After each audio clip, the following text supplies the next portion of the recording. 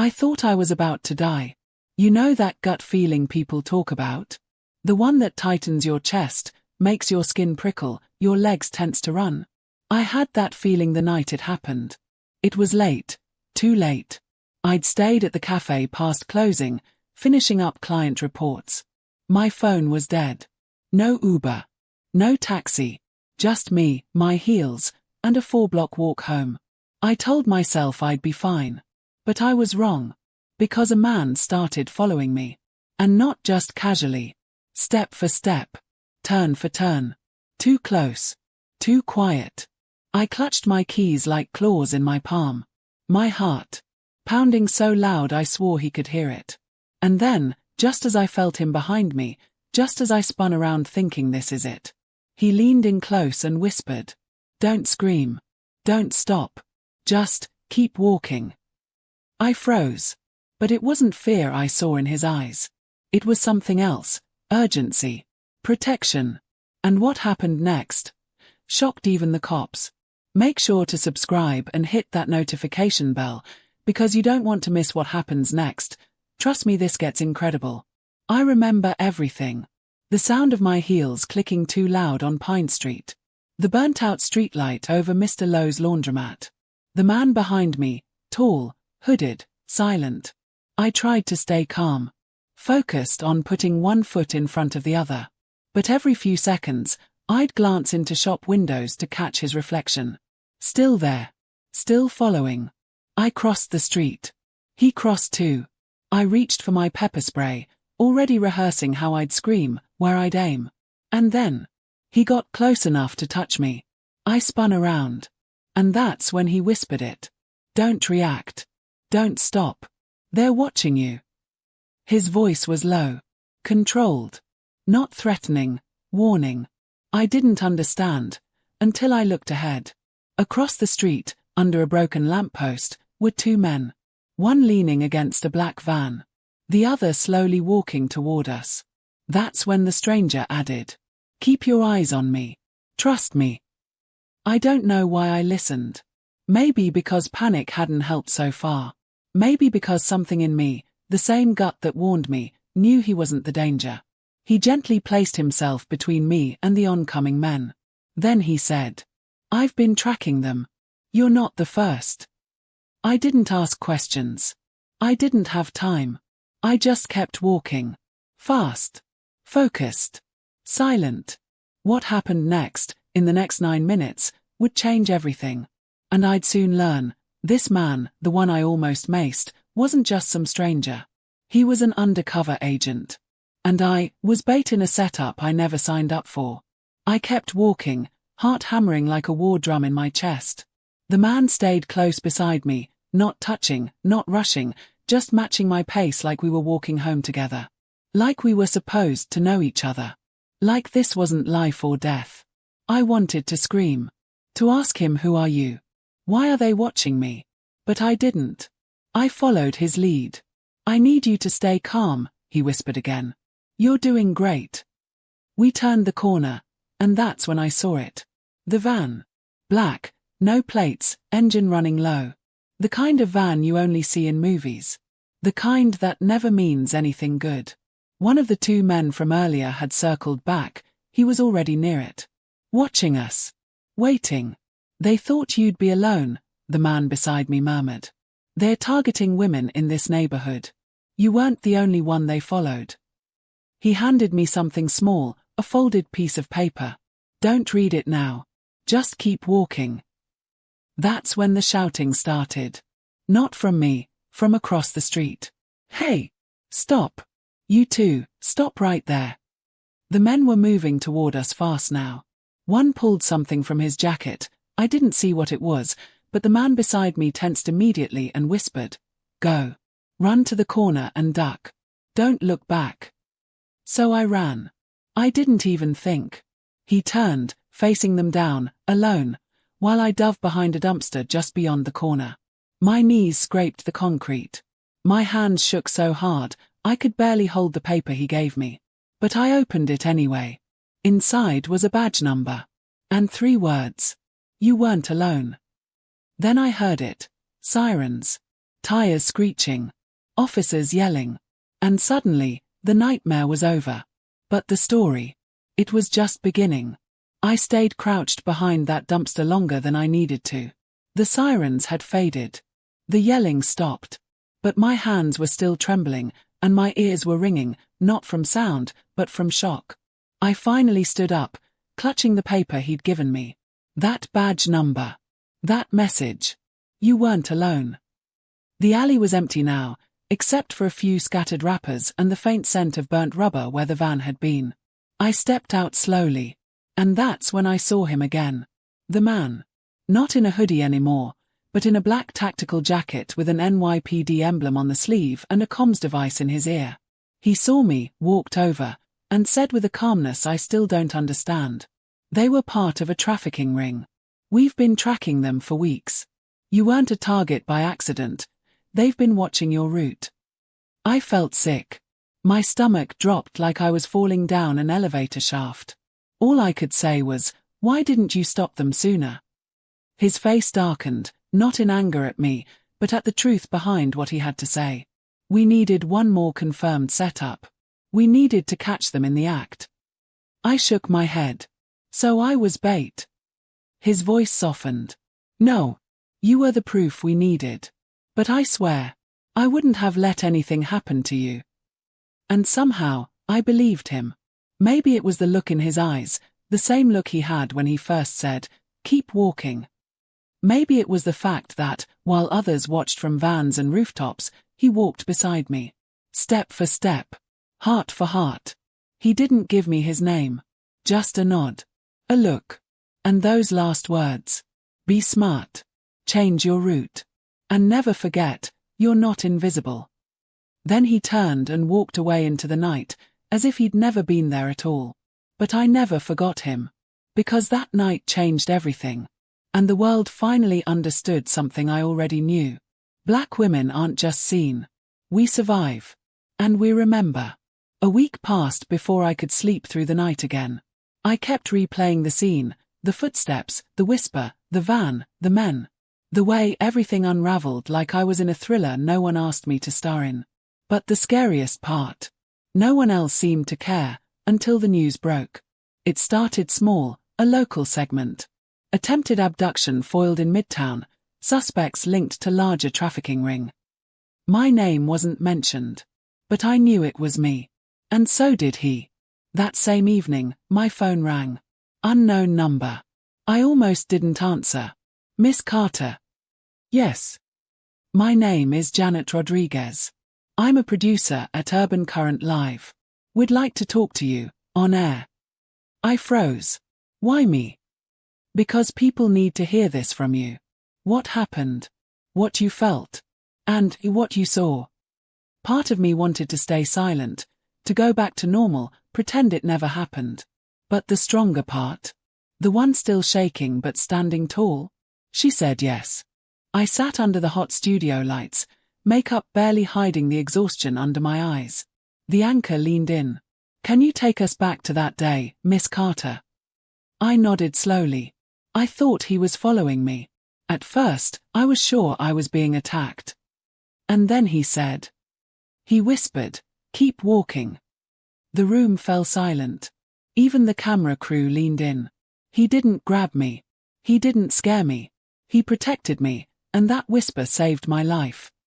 The anchor was stunned. I was calm. Because for the first time, the world wasn't just watching another headline, they were listening to my voice. And when I finished telling it all, the van, the police, the message, she leaned in with the final question. What would you say to others who might feel invisible, ignored, or targeted?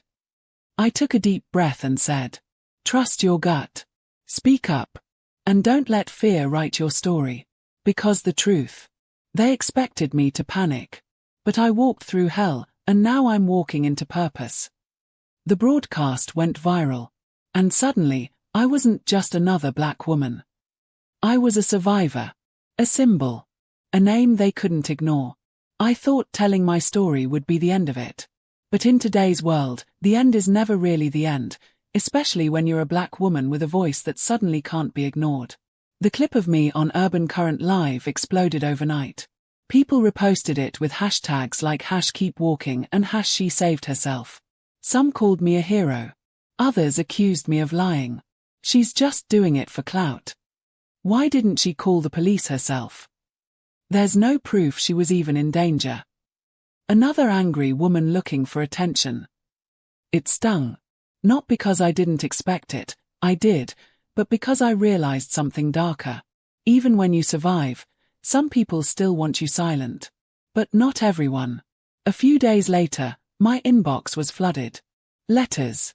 Messages. DMs. From women. From men. From daughters, mothers, even former cops. I saw your story. My sister went through something similar, but didn't make it. Thank you for speaking up. I've walked that same block. I always felt watched. You made me believe I could stand up, too. One message stopped me cold. It was from a woman in Boston. She was a tech executive. Ivy League graduate. Polished. Powerful. Unshaken. But her message read simply, "They thought I was just another black woman once, too. Until I reminded them I'm also the board's largest investor." She left her number and wrote, "Call me if you ever need a seat at the table." The NYPD launched an official investigation. Not just into the trafficking ring, but into their own internal protocol. Why wasn't this woman protected sooner? Why did it take her voice going viral for this to be taken seriously? And that man, the one who whispered "keep walking." He was quietly promoted. I heard it through a source at the precinct. But I never saw him again. At least not yet. I didn't expect anything more. Not after the storm. But then a letter arrived. No return address. No stamp. Just slid under my apartment door, heavy cream paper, elegant calligraphy, sealed with a gold crest. "Ms. Carter. Your voice moved more than just the public. Join us for dinner. Friday. 7 p.m. The Glass House, Central Park South. WR." I didn't recognize the initials. But something told me I couldn't ignore it. Champagne glasses, the Glass House. The Glass House wasn't just a restaurant. It was the restaurant. The kind you don't walk into without a 3-month reservation or a personal referral from someone with a net worth over 9 figures. I wore black. Simple, elegant, no distractions. If they were expecting me to shrink, I wanted them to feel how deeply I wouldn't. A valet took my coat and whispered my name into an earpiece. Inside, chandeliers sparkled like constellations. Men in tailored suits. Women in gowns that whispered wealth with every step. And then, there she was. The woman from the message. The Boston executive. She stood when she saw me, extended her hand with the quiet confidence of someone used to closing billion-dollar deals. "I'm Winona Reeves," she said.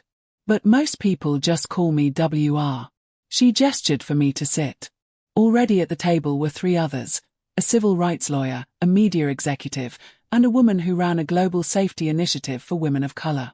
I blinked. "Why am I here?" Winona smiled. "Because you didn't just survive. You spoke. And millions listened. That kind of voice. It can shape the world, if it's in the right room." I Saturday. My heart was thudding. But I wasn't afraid. I was seen. We didn't talk business right away. We talked about fear. About silence.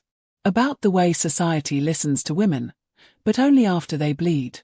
Winona stirred her wine glass and said, "You know what's worse than being afraid?" I shook my head. Being brave and alone. That's when the real conversation began. Winona leaned in, slid a folder across the table. Inside were photos, graphs, notes. "This is the Athena Network. It's a coalition of executives, advocates, ex-officers, and whistleblowers.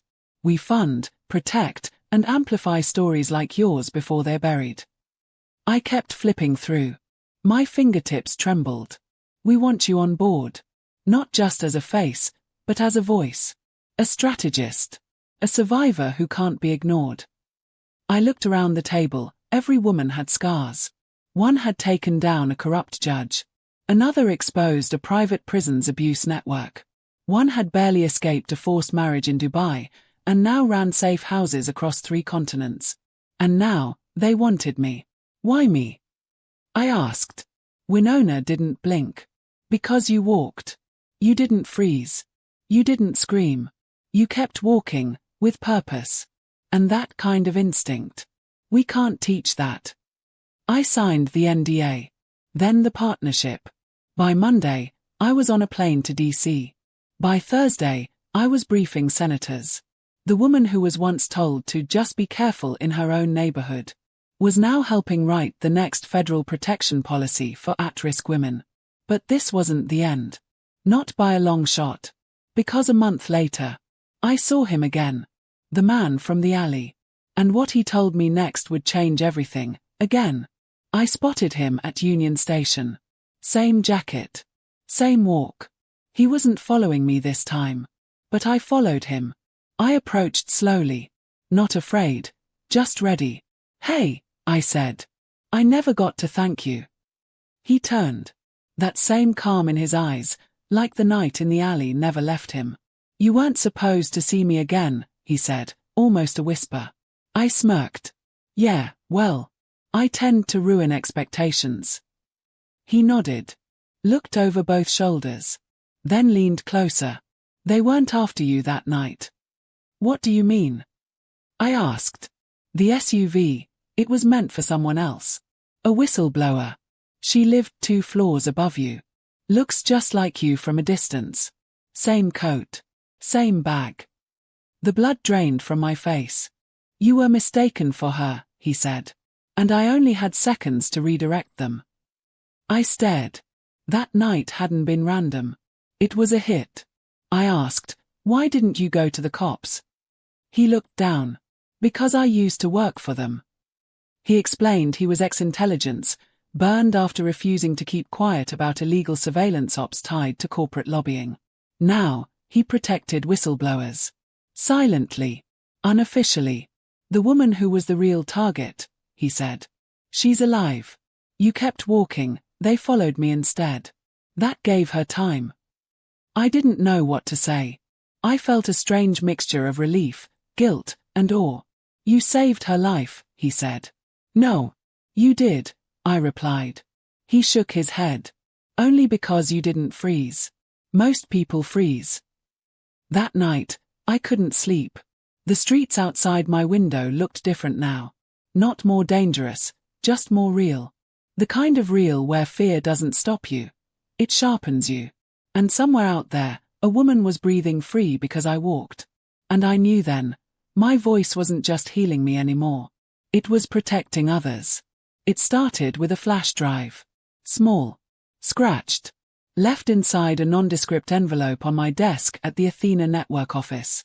No name. No note. Just one word scrawled across the front. Truth. I plugged it in. Encrypted folders. Dated from as far back as 2015. Videos. Audio files. Scans of NDAs. Internal memos with government seals and high clearance codes. I wasn't supposed to see any of this. But I did. And I couldn't unsee it. One file was labeled Project Sable, Civilian Redirection Initiative. I clicked play.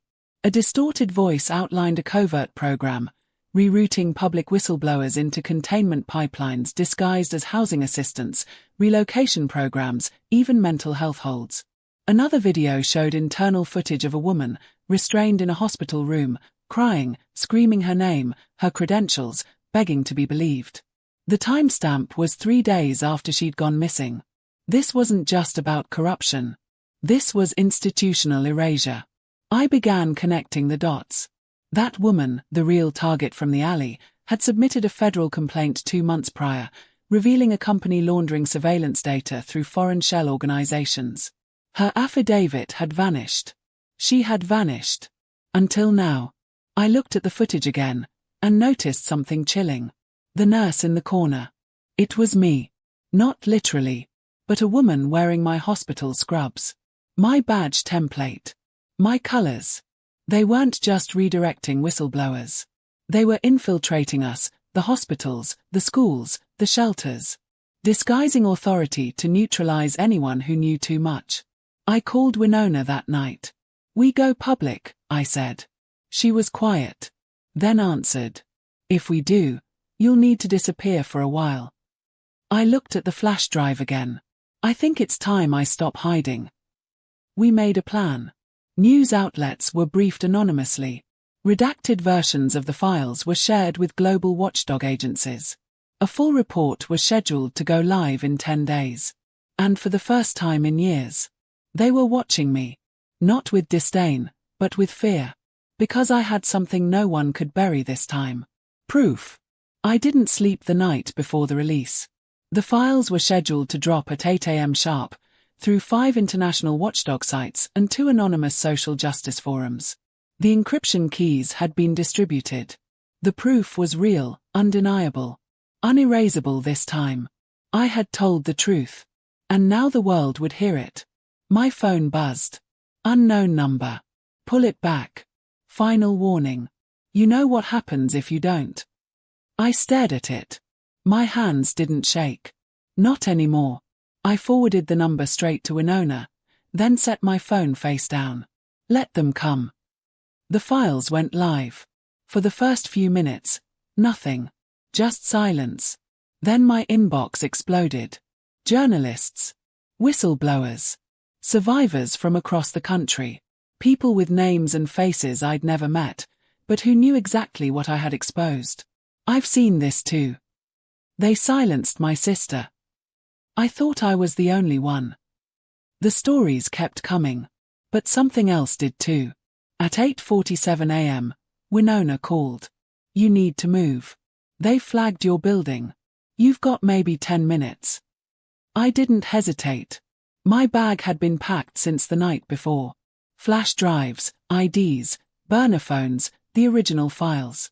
I grabbed the USB-marked failsafe and headed out the back door. The car waiting for me wasn't Winona's.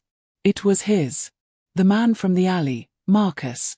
He looked up from the driver's seat, nodded once, and said, Didn't think you'd really hit publish. But I'm glad you did. I climbed in. How long do I have before they scrub the news? He glanced at his watch. They already tried. But the backup mirrors are working. And you've gone viral. By noon, the story had reached major media outlets. Senate hearings scheduled for emergency review. International protests demanding reform of containment protocols. Whistleblowers stepping forward with new evidence daily. They couldn't contain it anymore. Because I wasn't the only voice. Now, I was part of a roar. I'm still in hiding, for now. But I'm not running. Not scared. Because for the first time in my life, I know I matter. And if you're reading this, if you've ever been silenced, overlooked, or told to keep your head down, keep walking. There's truth ahead. And sometimes, the right whisper at the right time can change everything.